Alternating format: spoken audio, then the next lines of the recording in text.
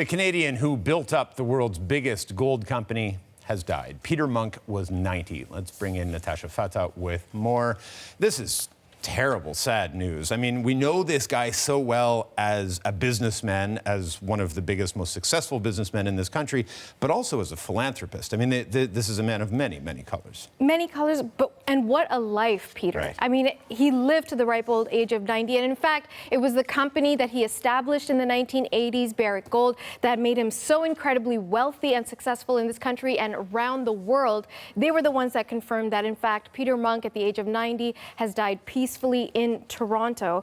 Now, as I mentioned, it was Barrick Gold that he made so much wealth with, but he was very successful in almost every endeavor he took on. So you're talking about real estate and hotel development. He ran a record company for a short time. So there were all sorts of business ventures that he dove into. He did well. He rubbed shoulders with the rich and famous. But really, if you're a citizen of this country, it's hard to get away from the Munk name because, especially here in Toronto, right. It's everywhere. Everywhere. So if you talk about the University of Toronto, you've got the Munk School for Global Affairs. You've got the Munk debates. When it comes to healthcare, he helped establish the Munk Cardiac Center at the Toronto General Hospital, and he and his wife Melanie, who were together for 45 years, established their foundation and handed out hundreds of millions of dollars. $300 million total this guy has donated. And I mean, his story, he was born in Budapest in the 1920s. He moved, he fled the Nazis from Hungary in 1944 and arrived here without any money, without any connections, without any,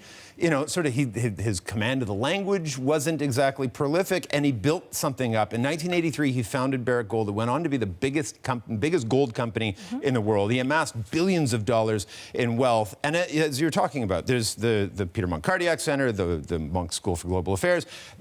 I often go to those Munk debates, and they are remarkable things to watch unfold. And I was at one, I think it was last April, when he got up and he spoke. And he spoke so eloquently. The obit from Barrick Gold says that, quotes him as saying that, talking about Canada, that this is a country that does not ask you about your origins, but concerns itself with your destiny. And it was that kind of stuff that he was talking about back in April. And he was talking about how this was a land of opportunities, cliched as that might sound, but that he really sort of was able to seize that, and a land of openness. And the way he spoke about Canada, that sense of pride was just, it was such a palpable thing. Absolutely. And you actually took the quote right out of my mouth because, of course, I was going to read that very, very moving quote. But I want people to put themselves in that space. It wasn't, Toronto, diversity is our strength back in the 1940s. We're talking about a guy who's 20 years old, escapes the Nazis from Hungary, doesn't speak English, as you said, and comes to this city, got no social connections, no way of getting ahead.